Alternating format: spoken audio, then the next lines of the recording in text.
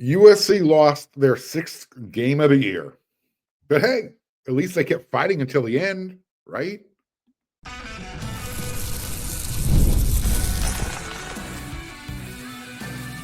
You are Locked On Trojans, your daily podcast on the USC Trojans. Part of the Locked On Podcast Network, your team every day. Hey, fight on, everyone. I'm your host, Mark Holkin, and thank you for making Locked On USC part of the Locked On Network your first listen every day. Whether you're watching the show on YouTube, wherever you're going to download this podcast, it's always going to be free, and I'm always going to appreciate your support. Today's episode is brought to you by Gametime. Download the Gametime app, create an account, and use code LOCKEDONCollege for $20 off your first purchase. Heavy sigh. That's really my only instant reaction. Just sigh. Again, I've seen this movie before. Final score, Notre Dame 45-9, USC 35. Let me say it again. Notre Dame 49, USC 35. Trojans finished the regular season 6-6, but they fought all the way to the end. They never gave up, and that's what matters, right? Anyways, the Trojans, for the first time all season, all year long, 12th game of the year, they did not have a lead in the fourth quarter. And for the first time this season, they lost by more than one possession. Feels like it's supposed to happen that way, right? When USC cut Notre Dame's lead to 35-28, there was about 8 minutes, 45 seconds left in the game. It literally felt like the Trojans were going to find a way to make this happen. They were going to find a way to upset Notre Dame, knock them out of the playoffs, have USC leaving the field in a feel-good mood. Not like I'm feeling right now. A little depressed, a little pissed off, a little angry, a little sad, melancholy. So USC cut the lead down to 7, 35-28. Almost 9 minutes left in the game. And then USC was driving with under 4 minutes to play in the game. The score was still the same, 35-28. USC had a 2-turnover advantage. They had an advantage on special teams. Notre Dame missed a chippy 27-yard field goal early in the game. So just when it looked like USC was in a groove offensively, they were going to tie the score, they were doing what they wanted. One pass, pick six, 99 yards. All of a sudden now it's 42-28.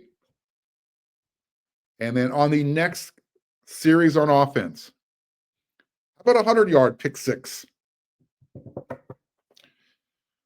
Yeah, that's what happened. That's how Notre Dame scored their 14 points in the fourth quarter.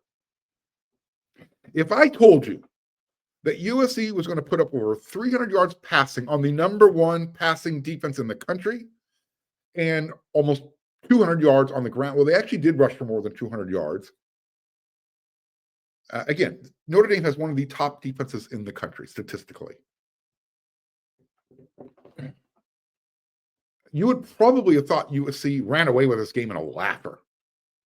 Well, USC put up 246 yards of offense in the fourth quarter. They held Notre Dame to 5 yards of offense. Yet, both teams still scored 14 points in that final stanza.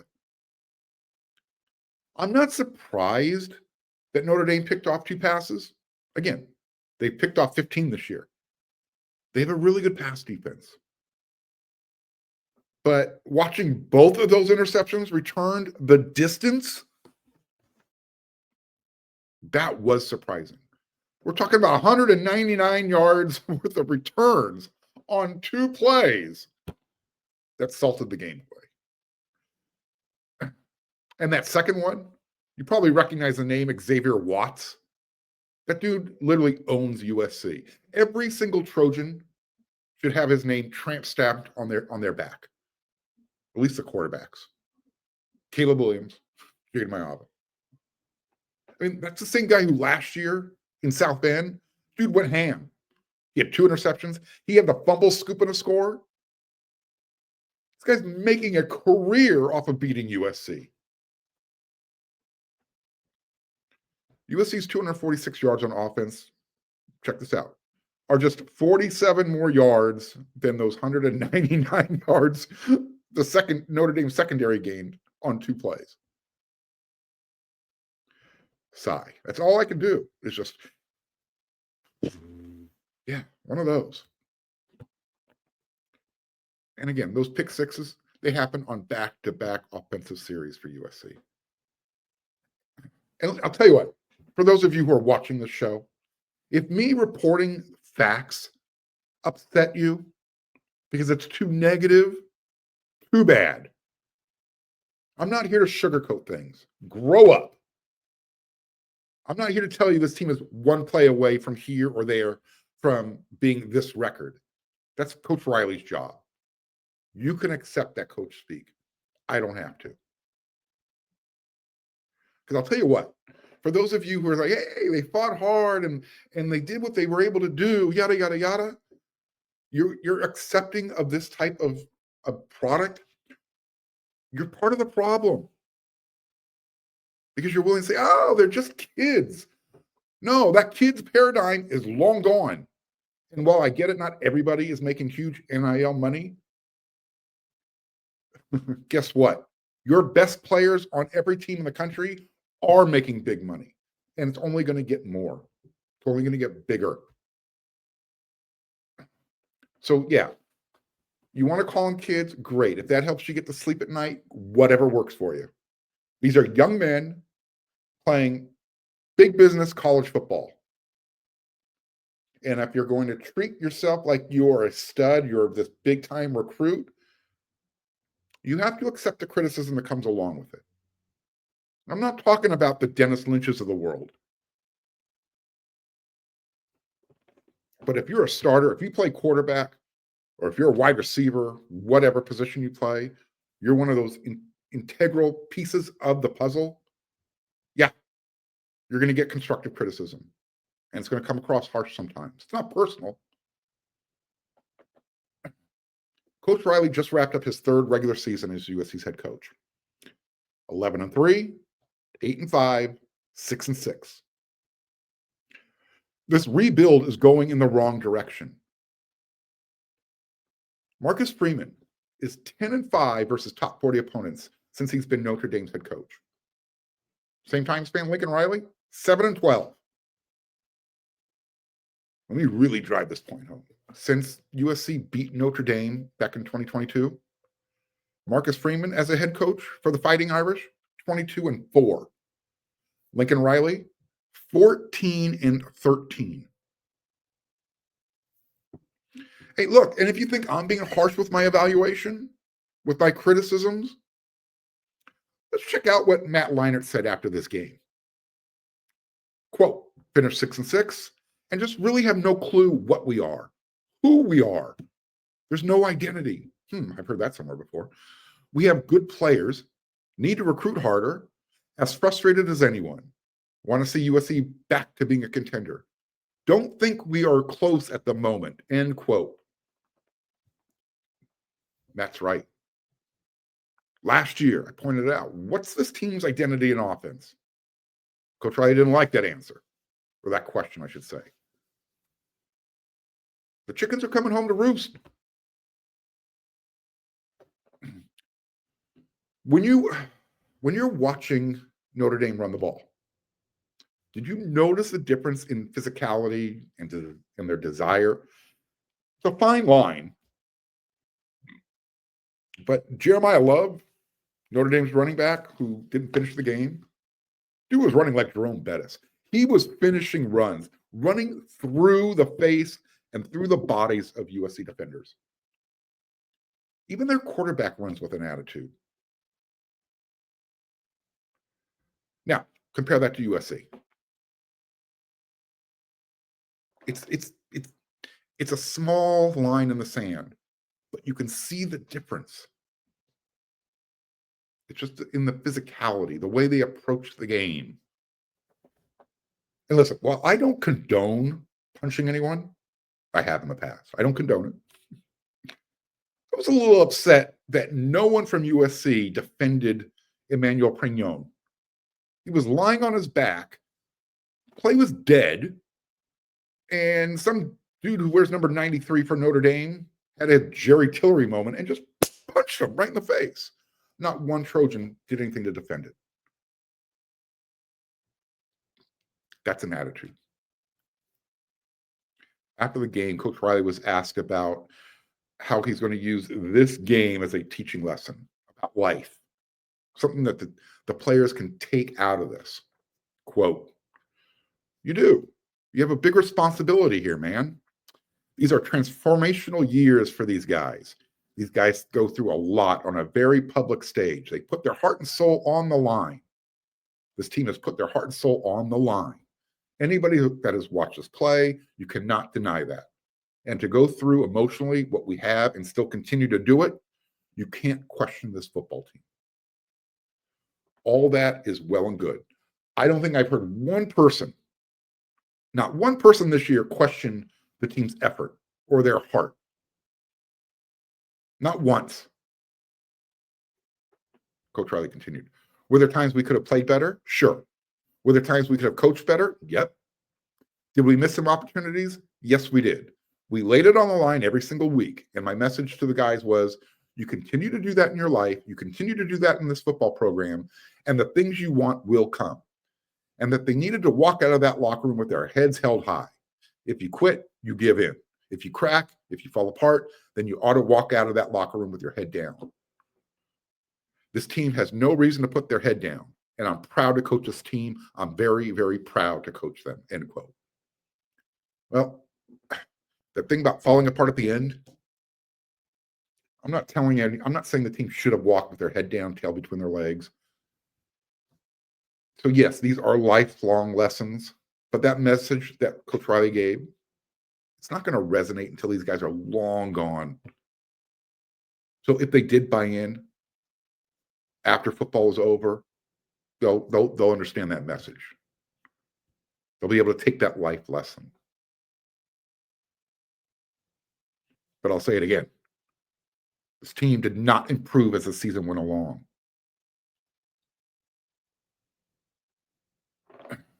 I'm not questioning effort, not questioning desire, but I am questioning the end result. And that's you are what your record says you are. And this team is average. Great players or not. 6-6 is average.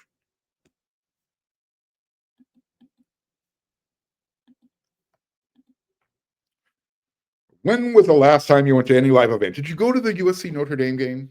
Well, USC's regular season is over. You can still use Gametime picks because USC will be going bowling this year. Just don't know where yet. We'll find out, I believe, next Sunday.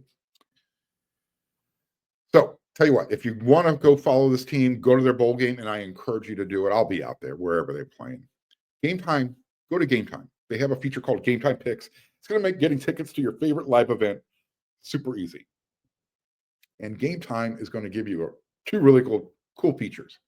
Number one, they're going to show you your view from your seat before you check out. So when they're showing you these great tickets in Gametime Picks, it's going to separate all the bad seats and only show you the best seats at the best price. Now you know what you're getting. And Gametime guarantees the best price because if you find tickets in the same section and row for less, Gametime will credit you 110% of the difference. Take the guesswork out of buying tickets with Gametime. Download the Gametime app, create an account, and use code LOCKEDON for $20 off your first purchase. Terms apply. Again, create an account and redeem code LOCKEDON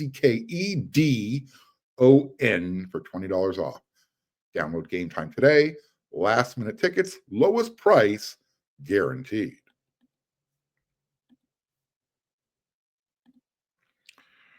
So USC is now 38, 52, and 5 all time against Notre Dame. They've lost 2 in a row. So, yeah. There are some positives that we can take out of this game. I'm just going to rip through some bullet points here, maybe throw in some commentary every now and then. So USC scored 35 points. That last touchdown, Yeah, look, whatever. They padded the stats. They didn't quit. They kept fighting. They didn't have a chance to win the game when they scored their 5th touchdown of the game. Now, those 35 points, maybe that's why Coach Riley wanted it so bad. It's the most points Notre Dame has allowed all season long. Moral victory. In fact, Notre Dame, in their previous 11 games going into that one, just one opponent scored more than 20 points.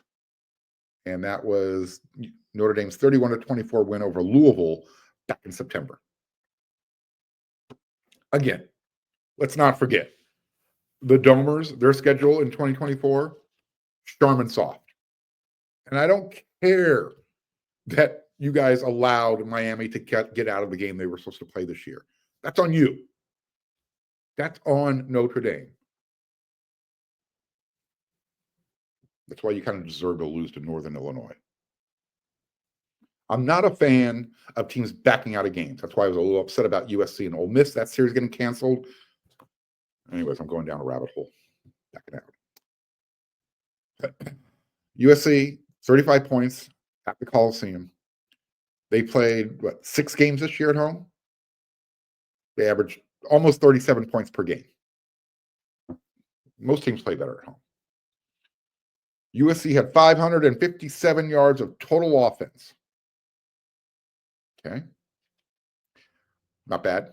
Really good.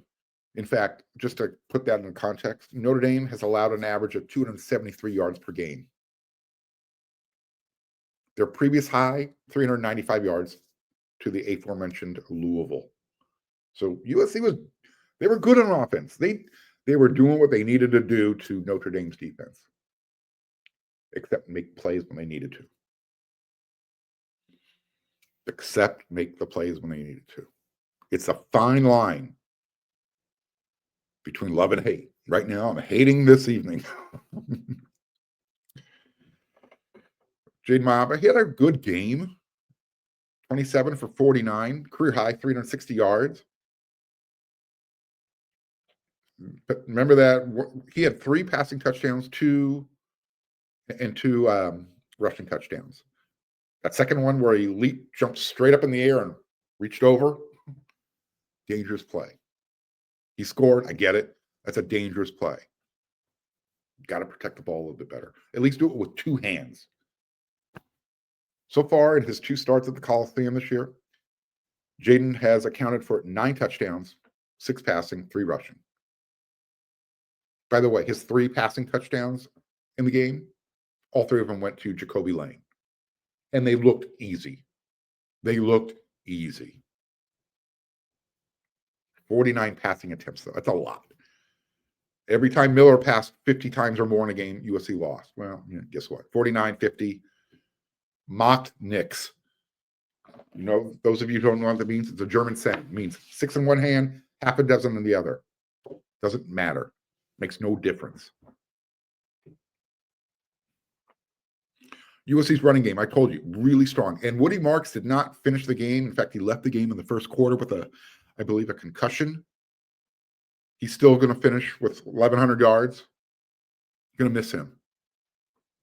And having Woody in the game it had no bearing on USC not winning this game. Because even though he wasn't available, Quentin Joyner, he had a really strong game. 10 rushes, 83 yards. It was his 3rd game this season of going over 80 yards. He had 84 against Utah State. Jacoby Lane, I mentioned his 3 catches. He had 3 touchdowns. He had 3 catches. That's all he did today. 3 catches, 26 yards, but each one of those was a touchdown. The last USC receiver to have 3 or more touchdowns in a game, Amon-Ra St. Brown. He had 4 against Wazoo back in 2020. Just to kind of put a bow on that, Jacoby Lane will finish the season with 9 touchdowns among the wide receivers this year. So the 4 sophomores, Deuce Robinson, Zachariah Branch, Mekhi Lemon, Jacoby Lane. Jacoby, who wasn't the highest rated of those 4, had the most scoring touchdowns. What did you guys think about the interception by John Humphrey? It's probably going to be the easiest one he ever has in his football career, even though this was his last regular season game as a Trojan. He's a senior. It was his first interception as a Trojan, third of his career. It looked like he had green grass forever straight ahead. For some reason, he decided to cut back across the field, and it looked like he gave up a lot more yardage. He probably could have picked up another 15 to 20 had he just run a straight line instead of running 40 yards across the field to pick up 10. Again, hard to figure out. It's those types of plays. It's the little things that matter. I mentioned Quentin Joyner had a really good game rushing the ball. So did Brian Jackson. 6 carries, 71 yards. He entered the game total 51 yards on the season on 14 carries. Next year, Joyner and Jackson are the duo. Stay away from the transfer portal for a running back. You don't need it. It's time to start using your homegrown products, or the ones you're recruiting. No more one-year mercenaries. Don't get me wrong. Love Woody Marks. Love Marshawn Lloyd. Love Travis Dye. Loved Austin Jones. You're going into year 4. Figure it out with the guys you're recruiting. The one negative for Woody Marks, and it's kind of a sad way to end his regular season, because I'm going to assume he's probably going to opt out of whatever bowl game so he can get himself ready for the NFL draft, because he didn't play past, I don't know how long he was in the first quarter, but once he went out, that ended his consecutive game streak with a reception. 56. He led the nation with 56 consecutive games with at least one pass reception. That ended today. So Woody Marks will end his Trojan career, I'm assuming, with 1,133 yards rushing. That's the 24th best single season rushing record. In fact, he passed Anthony Davis, AD, who had 1,112 back in 1973. USC's best special teams player, not named Mekhi Lemon returning kicks, it's your punter. It better be the Ray Guy Award winner, Eddie Chapliski.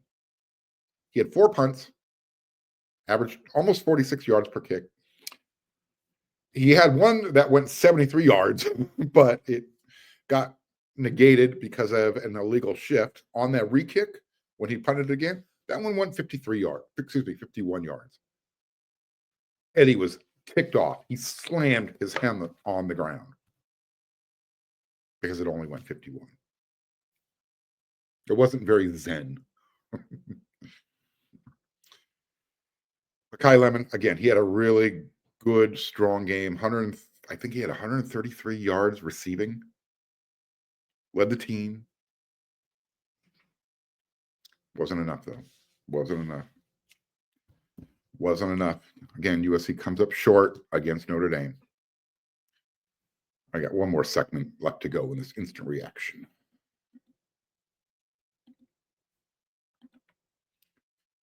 Get ready to tackle the NFL action with FanDuel, America's #1 sportsbook. Right now, new customers, you can bet $5. You can get $150 in bonus bets if you win. The FanDuel Sportsbook app gives you everything you need to place live bets on the NFL, and you can do it all in one place. So now if you got a hunch in the middle of the game, you want to check out the stats, maybe you need to see some live play-by-play. Got some extra coin, you want to make another bet? You're on FanDuel.com, America's #1 sportsbook. Do it there. Just visit FanDuel.com. Join today. You're going to get started with $150 in bonus bets if your first $5 bet wins. That's FanDuel.com. Never waste a hunch. Make every moment more with FanDuel, an official sportsbook partner of the NFL.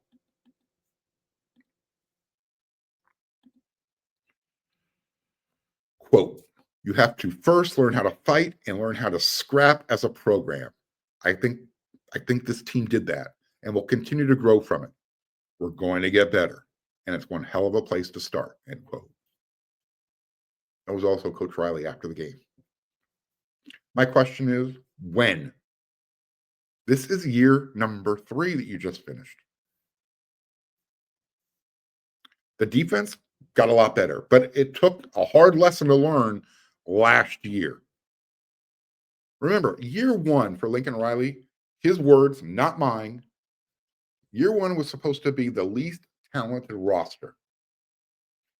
That untalented roster found a way to win 11 games. They were this close to making the playoffs. Notre Dame, they're going back to the playoffs for the third time. USC hasn't yet to get there. Again, this is year three, the end of year three. And I know recruiting's getting better, but is the coaching, and I'll say on the offensive side of the ball, the defense right now is light years ahead of where I thought it could be in 1 year.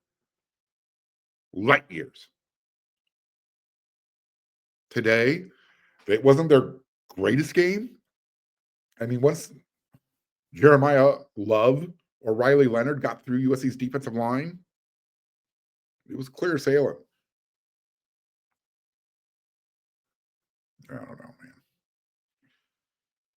I'm going to go back to what Matt Leinart said. What is this team's identity? Lincoln Riley needs to find that balance, and I'm going to say it again. It's time to hire an offensive coordinator to be a play caller.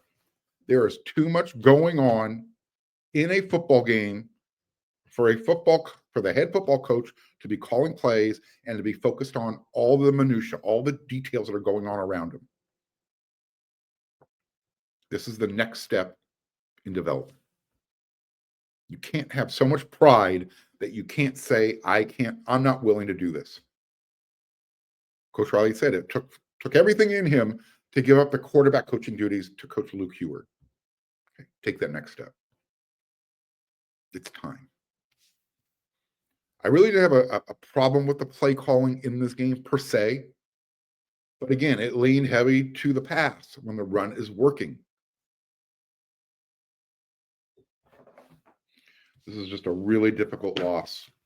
Losing to Notre Dame is always difficult, but this one, it felt like USC had the chance to pull the upset.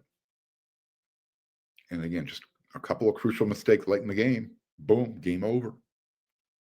And no, I'm not pointing the finger at Jaden Mayaba, the quarterback. But Jaden was in the game. He was the quarterback. Whether Kyron slipped, fell down, whether he was knocked, doesn't matter. Somebody's got to tackle the guy returning the interception. You can't get penalized for, trying to hit somebody too low, trying to, take out Caleb Williams type of thing. I'm not even going to dive into the officiating. Once again, terrible, crap, whatever. But it didn't have an effect on the game. It had zero effect on the game. This game was decided between the lines, between two teams. Notre Dame made more plays than USC. Notre Dame was more physical than USC. I don't like saying it, hate saying it. So, again, that's the instant reaction. I will be back with another episode of Locked On USC tomorrow. We'll dive into it a little bit more, peel back the layers, get a little bit more detailed, talk with less emotion. But that's why we call it an instant reaction show. And that's why my final word for the game, sigh. What could have, should have, didn't happen. USC finishes the season 6-6. Now we wait this week, find out where they're going to go bowling. Will it be in LA at SoFi Stadium? Will it be in Las Vegas? Will it be in El Paso? We'll know in a week. Until that next episode of Locked On USC, everyone, which will be here tomorrow, everyone, you know what to do.